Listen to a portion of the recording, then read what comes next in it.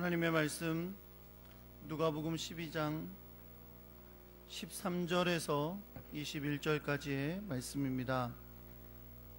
신약성경 누가복음 12장 13절에서부터 21절까지의 말씀을 교독하겠습니다. 제가 가지고 있는 성경은 신약성경 114페이지에 있습니다.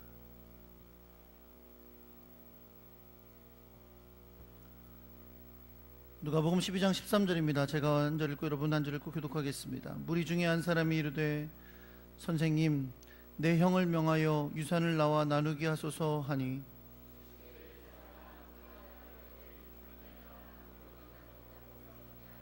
그들에게 이르시되 삼가 모든 탐심을 물리치라. 사람의 생명이 그 소유에 넉넉한 데 있지 아니하니라 하시고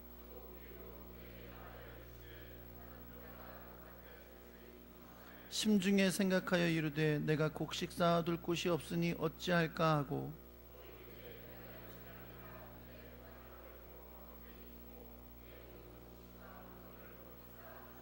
또 내가 내 영혼에게 이르되 영혼아 여러 해 쓸 물건을 많이 쌓아 두었으니 평안히 쉬고 먹고 마시고 즐거워하자 하리라 하되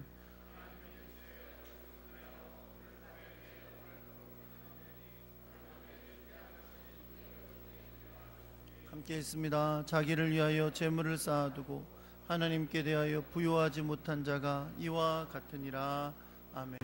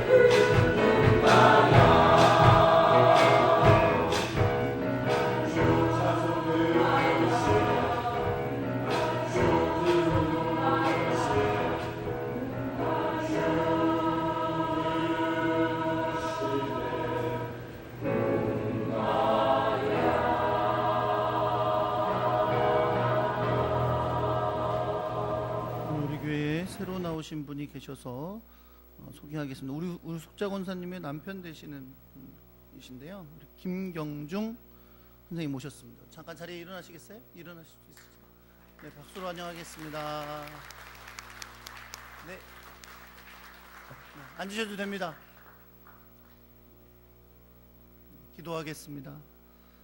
사랑과 은혜의 주님, 인생의 모든 것을 주관하시는 하나님께서 지금껏 섭리하시고 역사하시는 가운데 우리 오늘 이 아침에 우리 김경중 귀한 형제님을 우리 교회에 보내주셔서 감사합니다.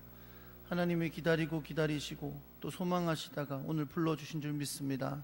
하나님께서 은혜와 사랑과 또 크신 사랑으로 덧입혀 주셔서 주님의 크고 놀라운 은혜를 맛보는 시간이 되게 하여 주시고 남은 인생 주님의 귀한 은혜를 더 크게 맛보고 믿음으로 살아가는 복된 귀한 형님 되게 하여 주옵소서.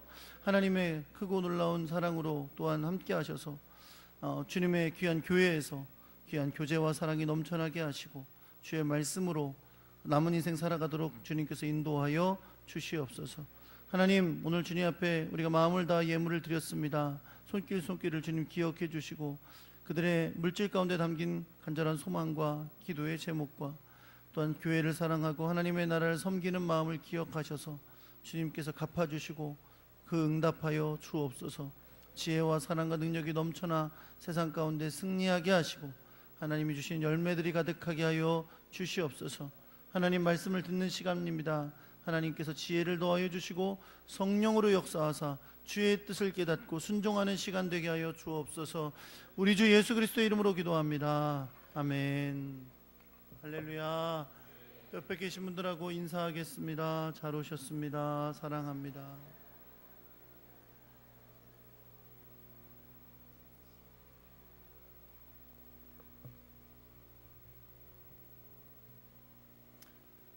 네. 제 생각에는 한 달 동안은 이 더운 걸 견디셔야 될 것 같아요. 이게 믿음의 시련이구나. 그래도 교회로 올 것인가 말 것인가. 그럴 수도 있겠다 싶습니다. 위층도 더우세요? 2층도? 안 덥다는 사람 2사람, 덥다는 사람 3사람 뭐 이렇게. 성가대 더우시면 가운 벗으세요. 네. 평생 처음 있는 일이에요.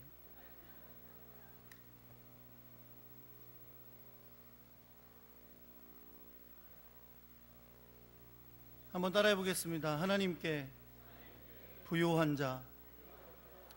저는 오늘 설교의 제목을 원래는 무엇이 중헌디 이렇게 정하려고 했었어요. 근데 이 무엇이 중헌디가 원래 곡성이라는 영화에 나오는 대사잖아요.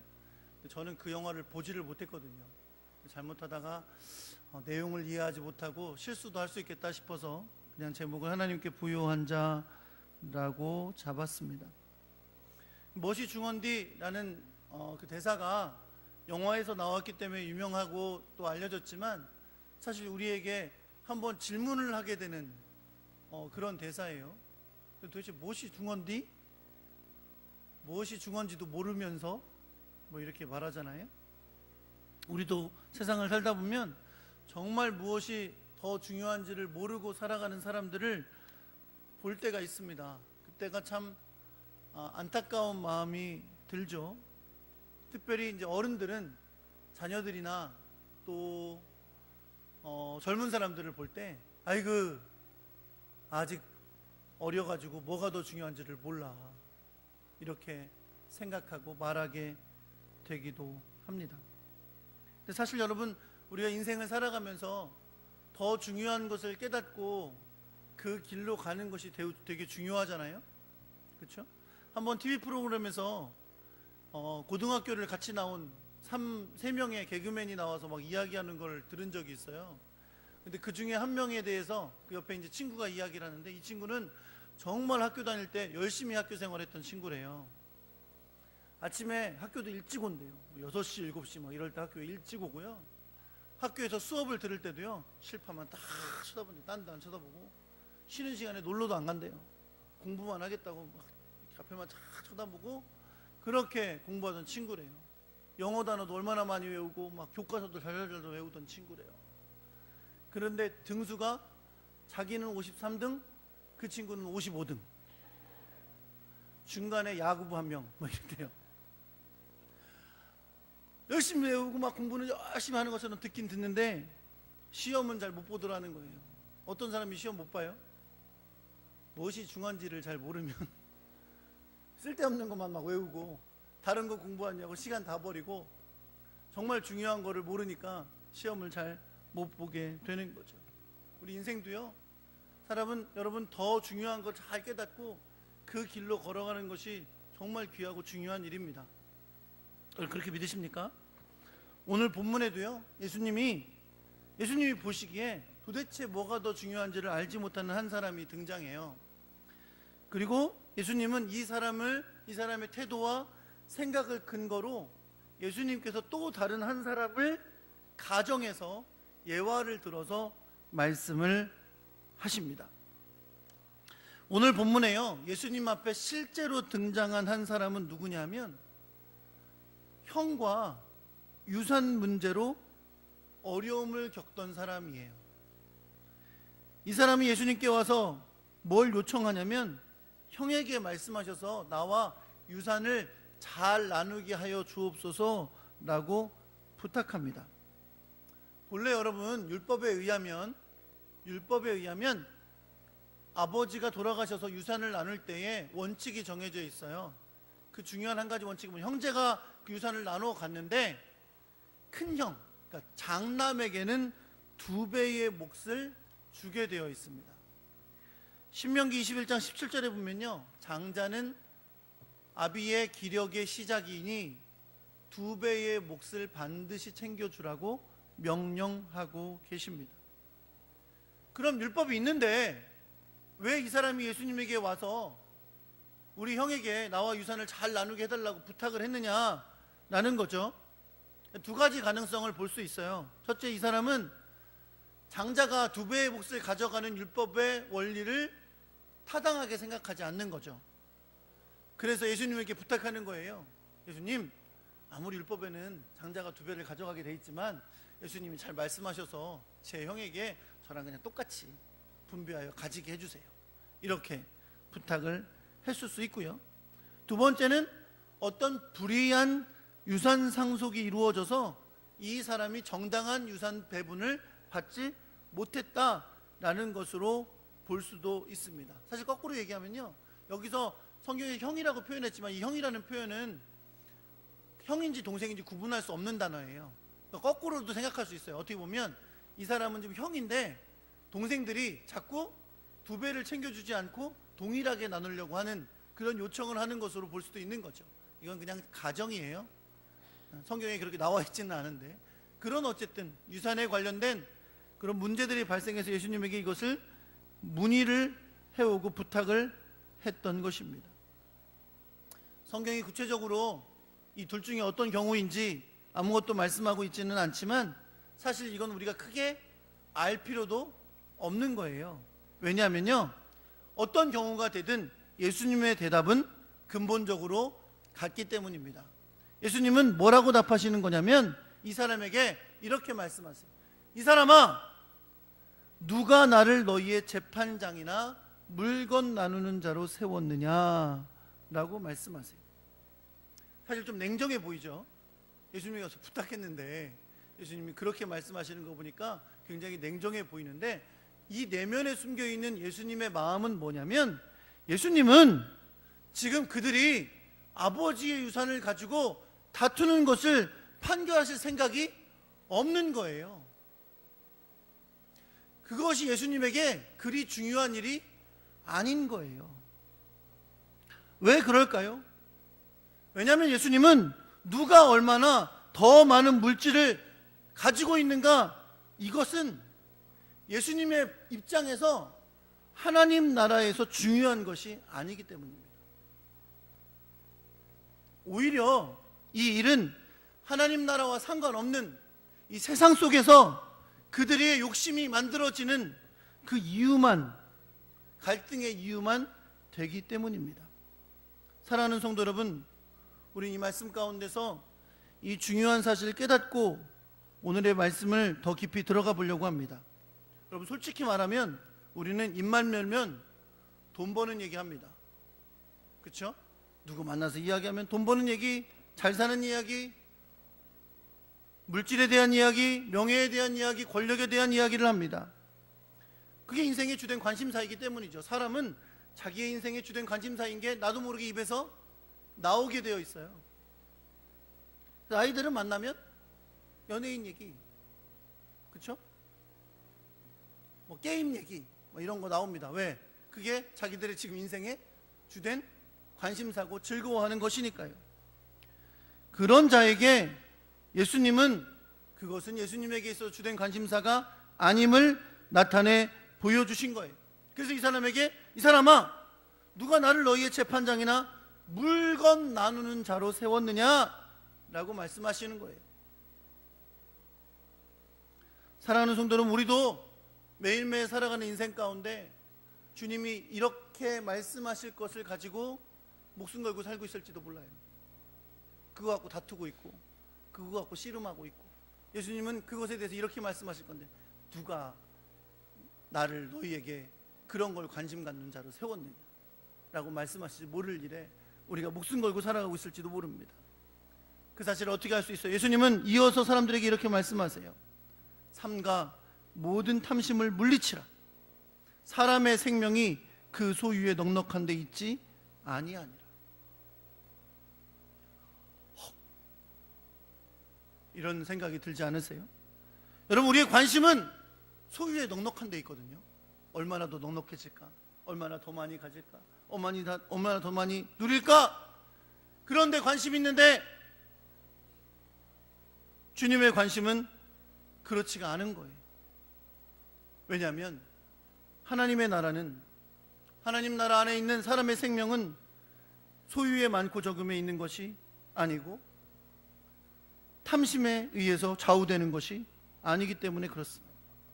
여러분, 여기 탐심이라는 말이 나왔어요. 그렇죠? 삼가 모든 탐심을 물리치라. 그랬어요. 한번 따라해 볼게요. 삼가 모든 탐심을 물리치라. 네, 눈 뜨고 하세요. 눈 뜨고. 다시 한번. 삼가 모든 탐심을 물리치라. 여러분, 여기서 우리가 주되게 봐야 될 단어가 탐심입니다. 탐심은 헬라어로 두 개의 단어가 엮여진 합성어인데요.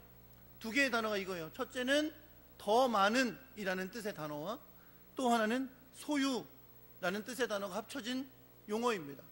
그러니까 탐심은 원뜻으로 말하자면 어떤 뜻이냐면 더 많이 소유하려는 마음입니다.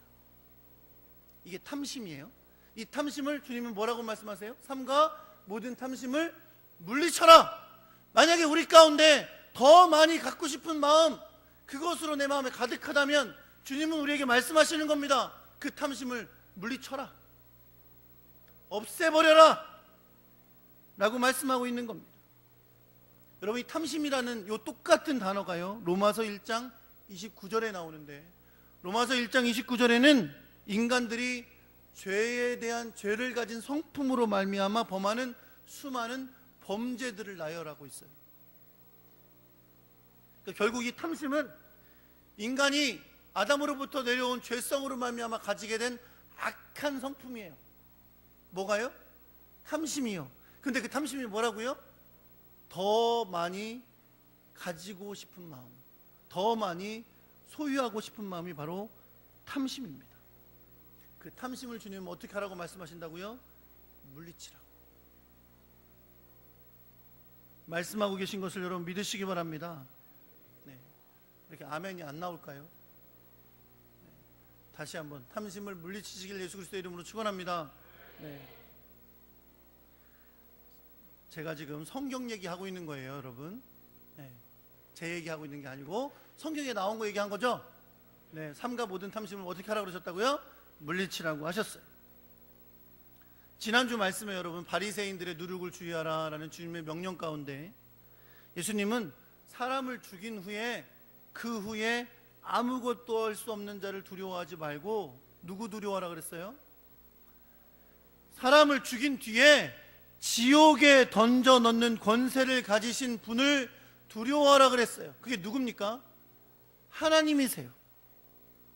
맞습니까? 그런 예수님께서 아버지의 유산을 더 받고 덜 받는 문제 가지고 그걸 판결해 달라고 하는 것은 그냥 보시기에 인간들의 탐심의 문제일 뿐이지, 사람을 죽이고 지옥불에 던질 수 있는 그 하나님의 나라에서 그것이 뭐 생명을 좌우하는 일이냐 라고 말씀하시는 거예요. 조금 더 가졌다고, 나 2배 받았다고 장자라고, 나 동생이라 2배 못 받고 그냥 조금만 받았다고, 그게 뭐 그렇게 내가 너희를 위해서 판결해 줘야 될 만큼 하나님 나라에서 중요한 일이냐는 거예요. 그렇게 말씀하시는 거예요. 그래서 삼가 모든 탐심을 물리쳐라. 사람의 생명이 소유에 넉넉한 데 있는 게 아니다. 오로지 관심이 더 많이 갖는 것, 더 소유하는 거에 있겠지만 그것은 사람의 생명을 오가게 하는 그런 일이 아니다. 하나님은 사람의 생명을 지옥에도 넣을 수 있는 분인데 그분 앞에 소유의 많고 적음이 그렇게 중요한 것이겠냐? 라고 말씀하시는 거죠. 이제 예수님은 하나님 나라에서 더 중요한 것을 알지 못하는 채 탐심의 얽매여 있는 살아가는 그런 사람들을 향하여 한 가지 예화를 들어 설명을 하십니다. 우린 예화를 너무 잘 알고 있어요.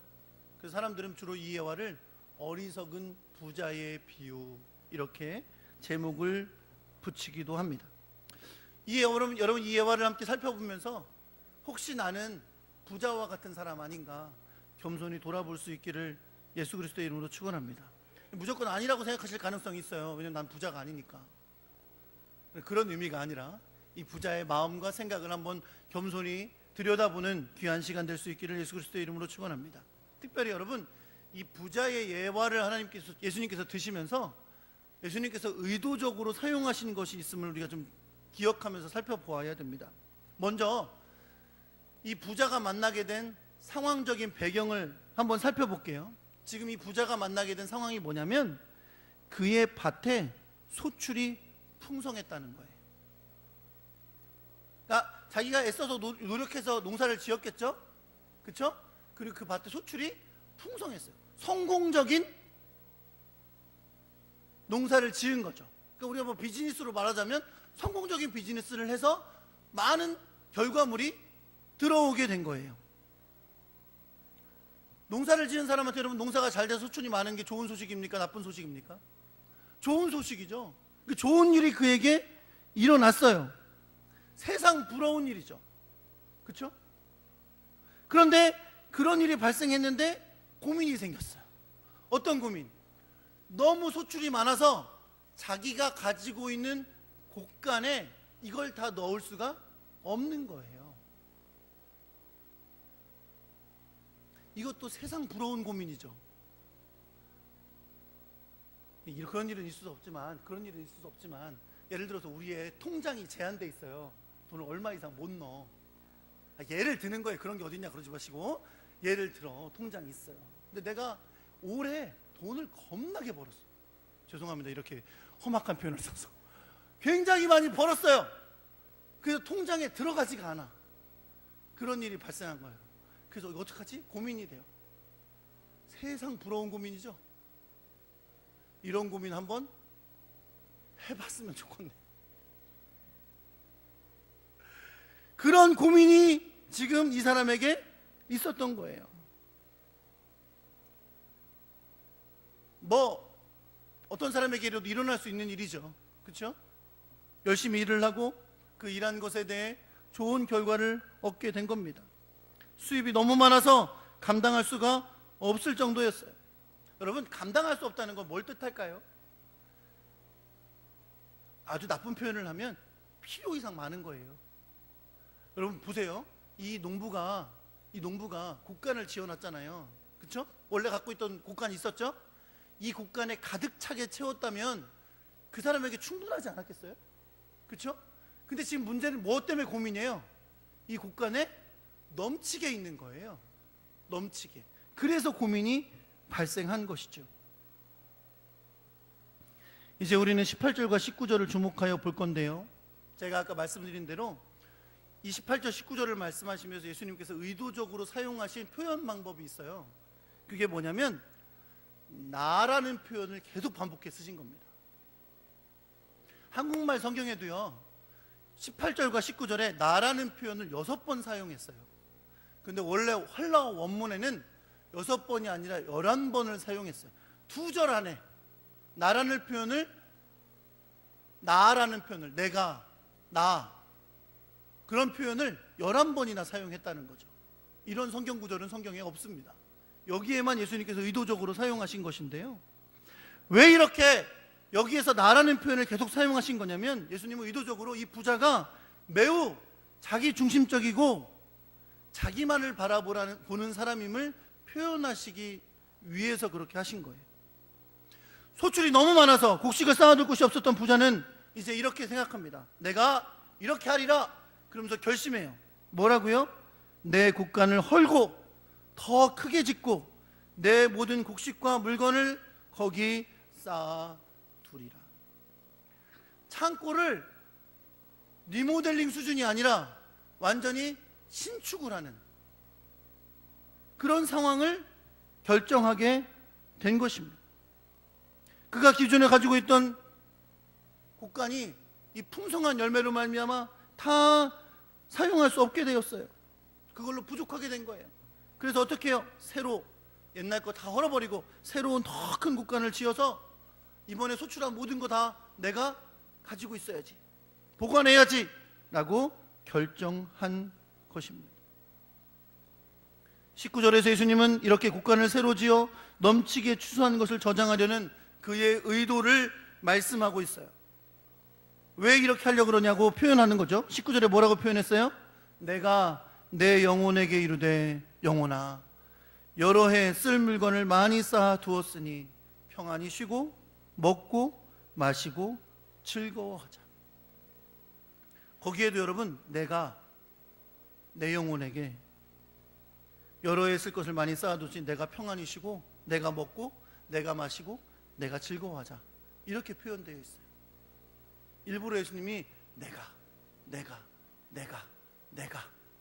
라는 표현을 쓰신 거예요. 어떤 의도로요?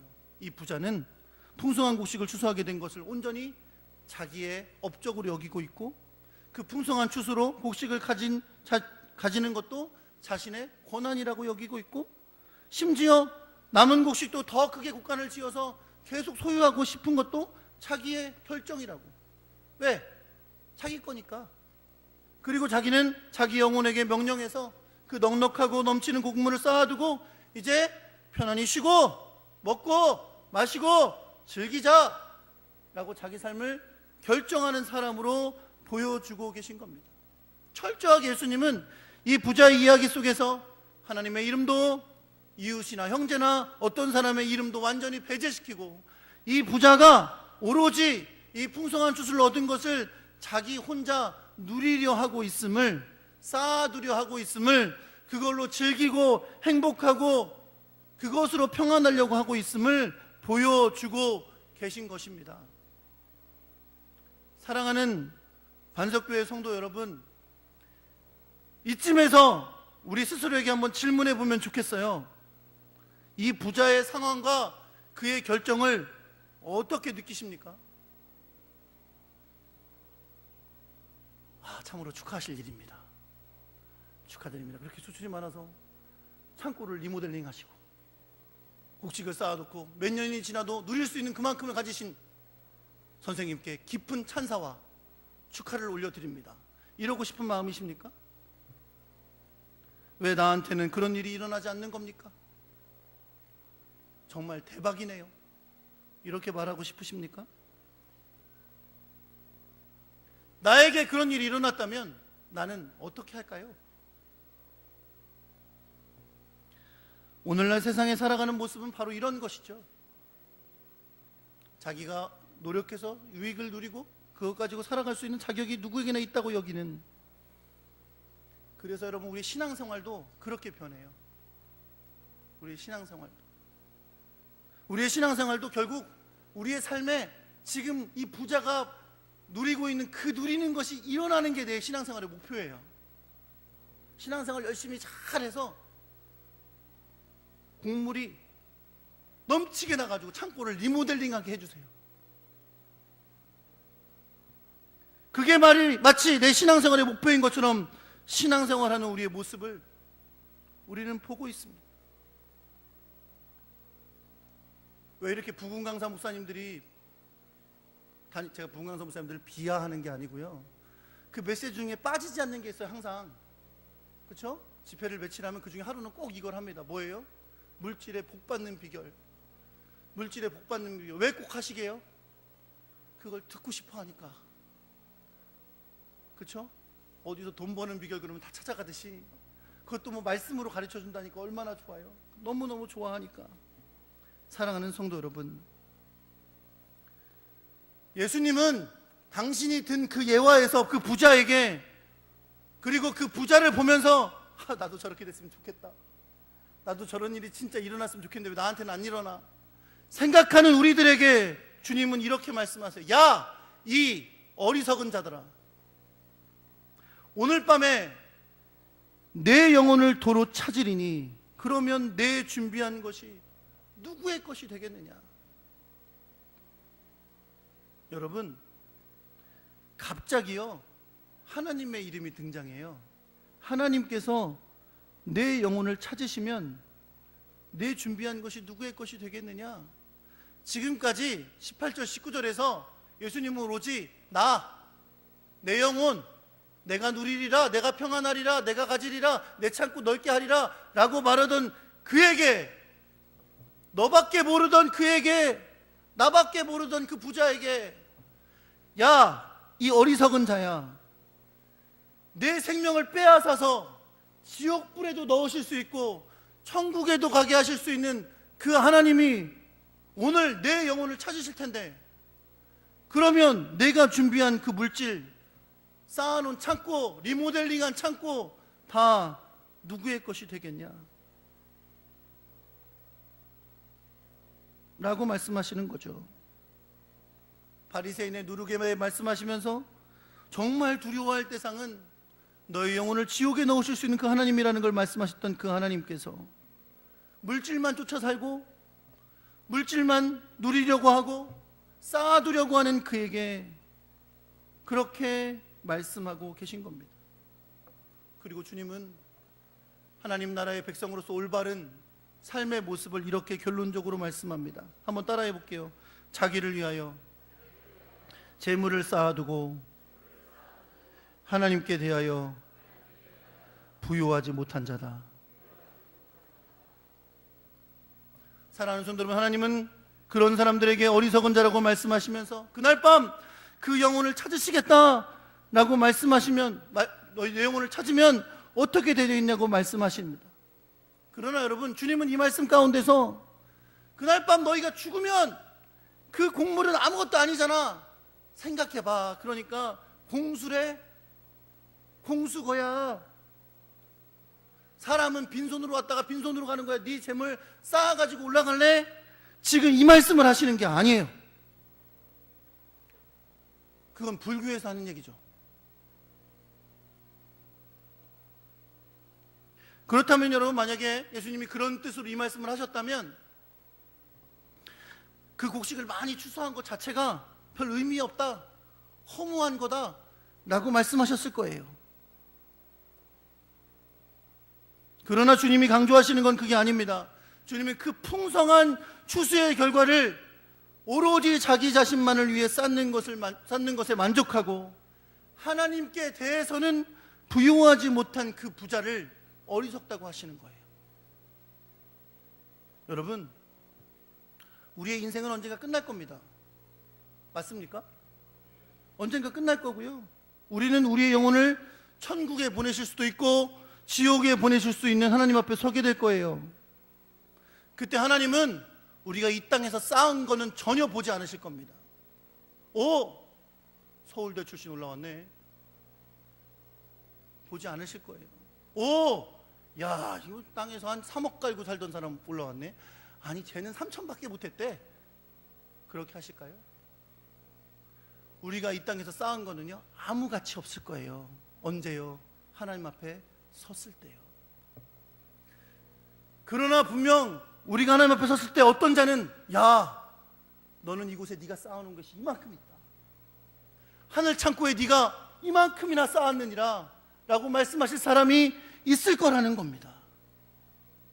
그러니 우리 보시기에, 이 땅에 쌓는 것만 관심 있는 우리 보시기에 주님은 이렇게 말씀하시는 거예요. 야, 이 어리석은 자야, 내가 오늘 밤에 내 영혼 찾을 건데 이 땅에 그렇게 네가 수고해서 쌓아놓은 거 다 누구 거 되겠냐, 아무 가치도 없다 라고 말씀하시는 거죠.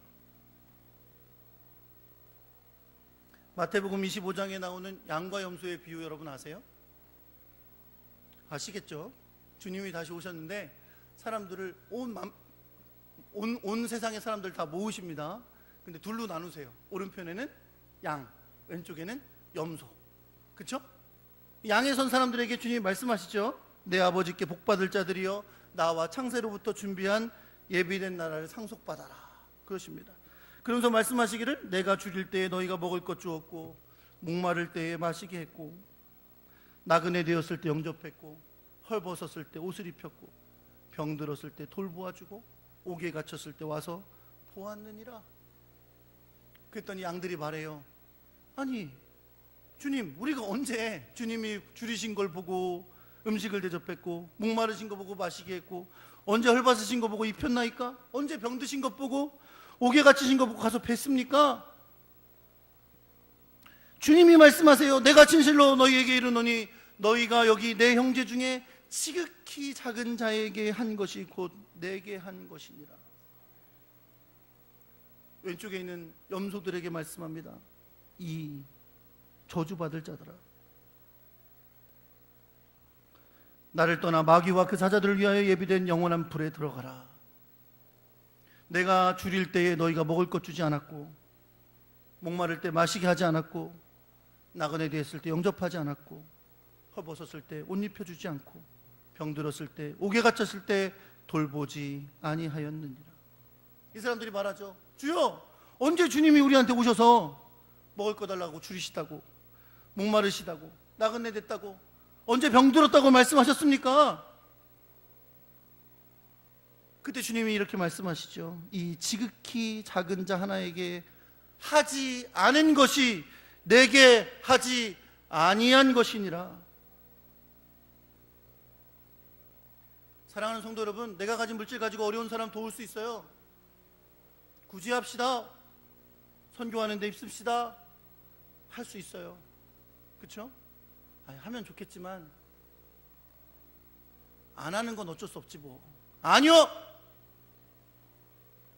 하지 아니한 것이 내게 하지 않은 거니라 라고 주님 말씀하세요. 하면 좋지만 안 해도 괜찮겠지. 아니요, 하지 않은 것은 주님께 하지 않은 거라고 말씀하고 계세요. 여러분, 제가 지금 제 얘기하는 게 아니고 성경 이야기하는 겁니다. 주님 나라의 앞에 우리가 서게 될 겁니다. 그래서 주님은 이렇게 말씀하시죠. 마태복음 6장 19절에서 21절에 너희를 위하여 보물을 땅에 쌓아두지 말라. 거기는 종과 동록이 해하며 도둑이 구멍을 뚫고 도둑질하느니라. 오직 너희를 위하여 보물을 하늘에 쌓아둬라. 거기는 좀이나 동록이 해하지 못하며 도둑이 구멍을 뚫지도 못하고 도둑질도 못하느니라. 내 보물 있는 그곳에는 내 마음도 있느니라. 사랑하는 성도 여러분, 분명한 사실은 주님 앞에서 나를 위해 세상에 쌓은 것과 하늘에 쌓은 것은 분명히 구분이 된다는 겁니다. 우리에게는 분명 하나님 나라의 부유한 자가 되는 방법, 우리의 보물을 하늘에 쌓는 방법이 있음을 우리가 기억해야 될 줄 믿습니다. 우리가 이제 다음 주일에 살펴볼 거예요. 우린 날마다 무엇을 먹을까? 무엇을 마실까? 무엇을 입을까? 그리고 오늘 본문에 나오는 부자처럼 어떻게 더 덕력이 소유하고 그거 가지고 편안한 삶을 살아볼까? 라고 구하지만 주님은 우리에게 분명히 그것은 이방인들이 구하는 것이다 라고 말씀하시면서 너희는 먼저 하나님의 나라와 하나님의 의를 구하라고 말씀하십니다.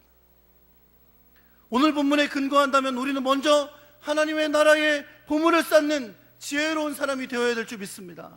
그렇다면 우리의 물질을 하나님의 나라와 그 일을 위해 사용할 줄 아는 사람들이어야 합니다.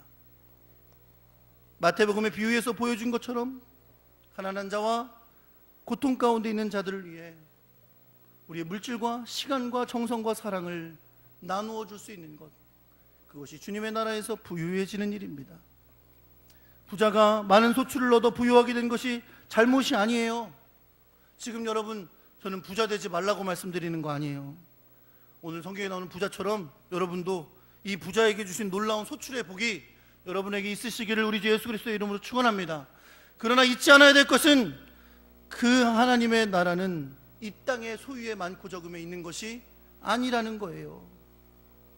나에게 주신 삶의 그 소유물들을, 그것이 물질이 됐든 명예가 됐든 권력이 됐든 내 삶에 무엇이 됐든 그것을 하늘나라에 쌓을 수 있도록 사용하는 지혜로운 하나님의 사람들이 되어야 될 줄 여러분 믿으시기 바랍니다.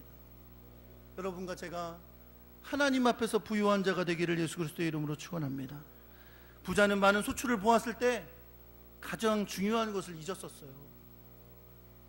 왜 그는 내 것, 내가 누리고 내 영혼하라고 하면서 자기만 생각했을까요? 그 근본적인 출발은 그가 수많은 소출을 얻었을 때 하나님의 이름을 찾지 않은 거예요. 이것이 하나님께로 본 은혜임을, 하나님께로부터 온 복임을, 하나님의 사랑임을 고백하지 않은 거예요. 그러니 이 모든 것이 자기 마음대로 하는 거죠. 자기만을 위한 것이 되는 거죠. 여러분과 저에게 주신 삶은 크건 작건 많건 적건 간에 주님이 우리에게 주신 놀라운 은혜임을 믿으시기 바랍니다. 그것을 주님의 영광을 위해 사용하지 않으시겠어요? 하나님의 나라와 하나님의 의를 위해 사용하지 않으시겠어요? 그러할 때 여러분의 놀라운 보화가 하늘에 쌓여지는 것을 믿으시는 여러분과 제가 되기를 우리 주 예수 그리스도의 이름으로 축원합니다. 어제 제가 신방을 갔는데 그 집 딸이, 우리 교회 나오는 딸은 아닙니다, 간호사가 되고 싶어 한대요. 간호사가 돼서 그걸로 선교하고 싶어 한대요. 얼마나 귀하게 되었는지 몰라요. 우리에게 주신 여러 가지 일들이 있지만 그것 가지고 주님을 위해 사용할 수 있는 귀한 마음이 여러분과 저에게 있기를 우리 주 예수 그리스도의 이름으로 축원합니다.